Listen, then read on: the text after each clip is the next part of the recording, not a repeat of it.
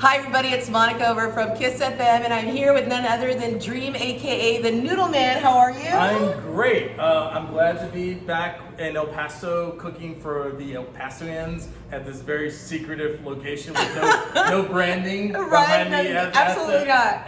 But we've got some great stuff happening tonight. You're going to give us a little sneak peek for the weekend. Absolutely. And so you're actually even going to share a recipe that we can make at home here. Absolutely. So I'm going to be making a dish called Paso.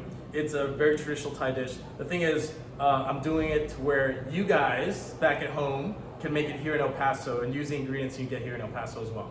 Awesome. Let's get cooking. All right, so these are the ingredients that I'm making. We're doing a vegan Paso, and these are things you can get here in El Paso. So let's start off with, this is thick rice noodles. It's the extra large kind. You can get this at any local Asian market. I'm pretty sure regular markets have it by now as well. So what you're gonna do is, this right here, this package is probably could feed 4 people. So what you would do is you would get these noodles, you would soak it in cold water, and once you soak in the cold water and you see the noodles, they get like really soft like this, and they're all good to go. So the vegetables that I'm using for this dish today this is cabbage, regular cabbage. This right here is Chinese broccoli. You can get it at the Asian market. If you don't want to use Chinese broccoli, it looks like this too. So these, I always separate the stalks and the leaves differently because they cook at different times. So you got the stalks here. These are the leaves of the Chinese broccoli. This right here is in the bok choy family. It's a yum choy.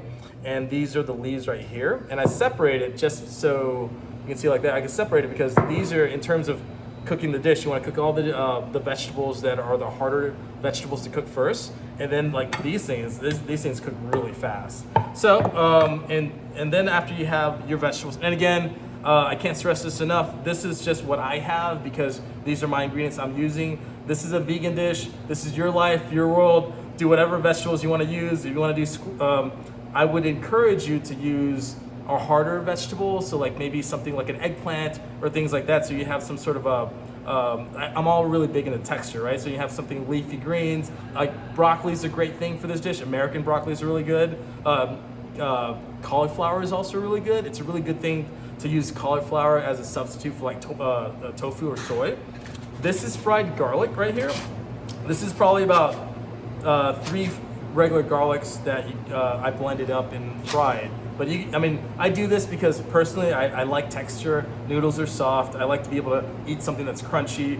Paso is in a dish that has like peanuts. So, but who doesn't love garlic, right? And this is dried chili pepper. This is lime. This is just squeezed lime juice right here.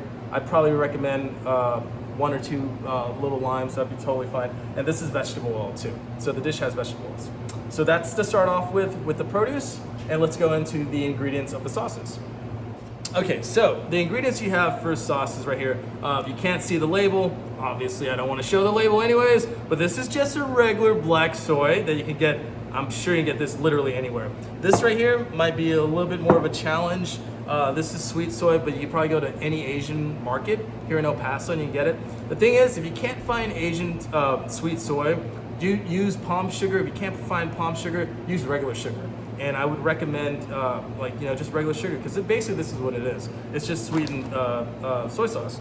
Right here, because this is a vegan dish, I use mushroom sauce too. So it's almost like another layer of like something that's savory, and it's really good. And having said that, I use a mushroom bouillon, and I got this at an Asian market. Again, the easiest fix for this is get any mushrooms from any grocery store, boil water.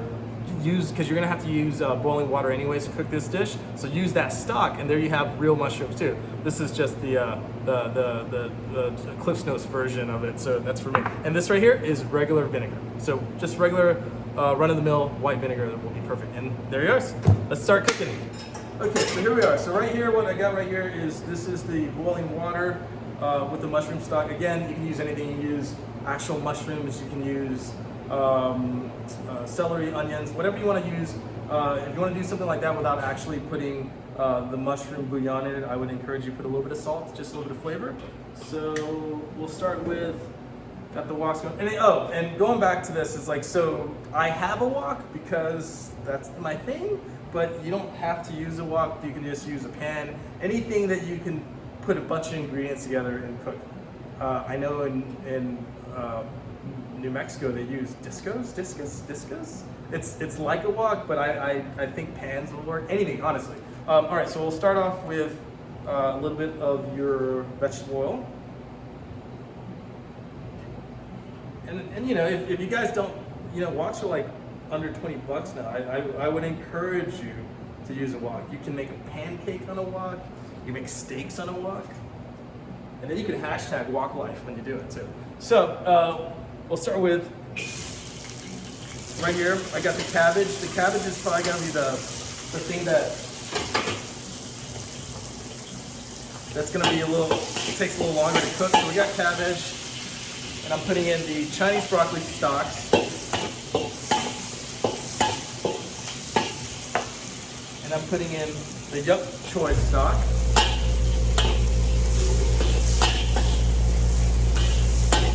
You want to get it where the color really comes out in the vegetables. You get it nice and sauteed. And here's the thing.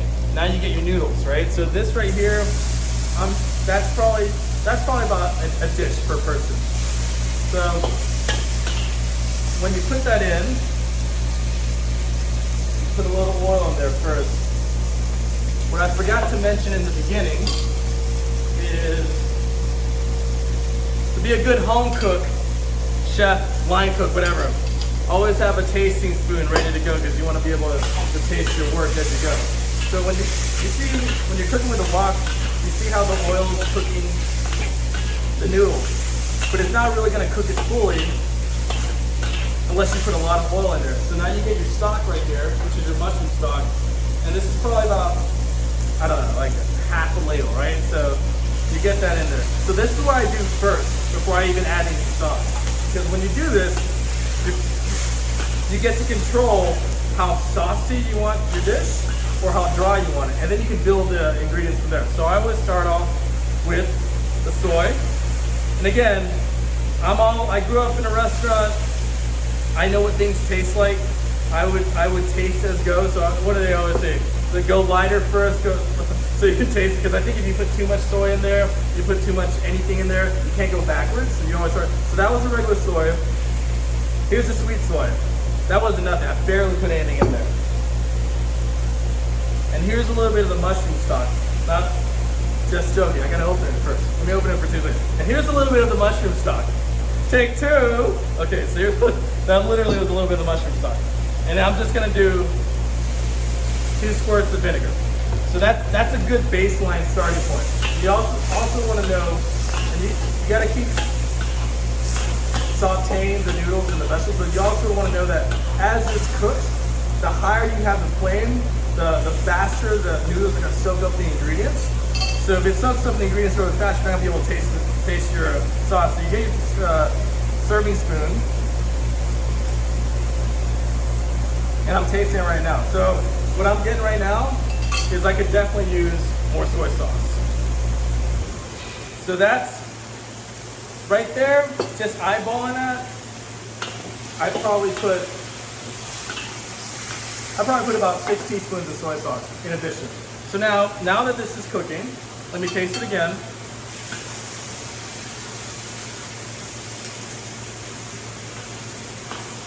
This is leaning towards the direct. So now you get to put your leaves in there. So this is the leaf right here from the yuk choy. You got your bok choy now. And as you put more vegetables in the dish, you know, your dish becomes, all of a sudden gets supersized from one dish to maybe possibly 2 dishes.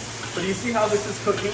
So again, you don't have to use a wok. I'm just showing it to the viewers at home. If you are going to use a wok, you just got to keep the temperature on a medium high and just keep stir frying. Likewise with just a pan at home.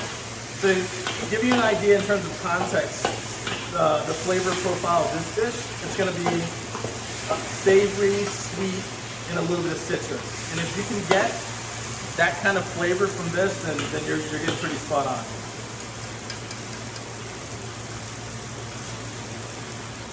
Right there. So, and as you can see, the noodles right there, they're soaking up the sauce really nice. So this dish is not a saucy dish. It's a little bit, but it's a little bit on the drier side. Honestly, personal preference. So now you got the leaves in there, and you put the garnish. So the bean sprouts is like a garnish. And again, I can't stress this enough. You're in El Paso, use whatever ingredients you guys want to use. The flavor should come out the same, but just know that the harder vegetables to cook, whatever you're gonna cook that first, and then go into the softer vegetables. So that's coming along really nicely. Now, I'm Thai. I gotta have heat. I gotta have a spice of life. Hashtag pepper bake, right here. Pepper bake. Wow, wow. You guys ever watch Salt Babe? He's hilarious, by the way. All right, so this is coming together nicely, and then to top off the dish, put a little bit of the fried garlic in there. And that's it. There you have it. You have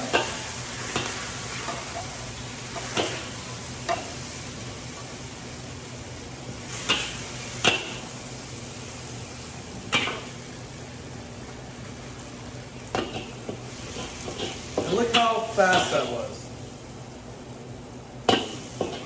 Literally, that dish was cooked in like less than 10 minutes. It's a healthy, hearty dish, vegan dish. Yeah, I gotta put a little bit more of this pepper in there, and then I gotta put a little bit more garlic, because who doesn't love garlic? And there you have it, El Pasoans. I'm sorry if I butchered. People of El Paso, lovely people of El Paso. Wow. Wow. So I'm gonna be here at this secret private location with no branding behind me. Old Sheepdog Brewery on Saturday the 17th and Sunday the 18th. And I start both days at noon and I go until I sell out. The first time I came around, I had a great turnout. It was super lovely. This time I'm ready. I hope to see you guys and everybody at 12 o'clock, and then have some delicious beers here. And I look forward to making everybody food. Enjoy.